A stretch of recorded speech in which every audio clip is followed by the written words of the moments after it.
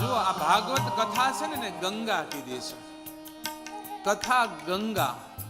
આપણને વિચાર આવે ગંગા કેમ? આપણે ત્યાં એક ગંગા છે જે હિમાલયની ગોદમાંથી નીકળી અને ગંગા સાગરને મળી, ભાગીરથી ગંગા. રાજા ભગીરથે ખૂબ ઘોર તપ કર્યું અને પ્રસન્ન થઈ સગરના 60,000 પુત્રના મોક્ષ કરવા અવતરેલી એ ભાગીરથી ગંગા. અને બીજી ગંગા આ ભાગવતી ગંગા છે.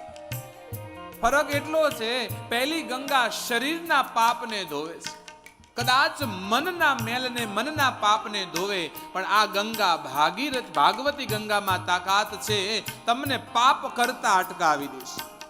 પહેલી ગંગામાં સ્નાન કરવા માટે આપણે જવું પડે. અહીંથી આપણે ચાલી યા તો વાહન, ટ્રેન, ગમે રીતનું ગંગા સુધી હરિદ્વાર જવું પડે. જ્યારે આ ભાગવતી ગંગા આપણે આંગણે સામે ચાલીને આવે છે. આટલો તફાવત છે. પહેલી ગંગામાં આપણે સ્નાન કરતા હોય તો વિવેક રાખવો પડે. ગંગામાં વેગ બહુ છે, પ્રવાહ બહુ છે. જો ધ્યાન ન રહે ને, પગ લપસી જાય તો ગંગા ગોદમાં સમાવી લે. જ્યારે આ ગંગાની અંદર કોઈ ધ્યાન રાખવાની જરૂર નહીં. જેટલા ડૂબો બસ એટલા તમે તરો છો.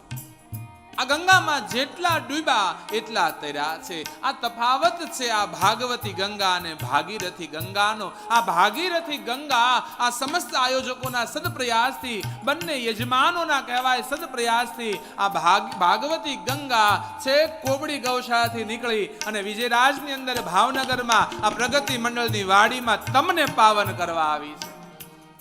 આ ગંગા આપણા ઘર આંગણે આવી છે. અને કહેવત છે, ઘરે ગંગા આવે ને તો નાયા વગરનું રહી ન જવાય. આજ આપણા ઘર આંગણે આ ગંગા આવી છે. આપ સર્વને હાર્દિક આમંત્રણ છે આ કથા સાંભળવા માટે.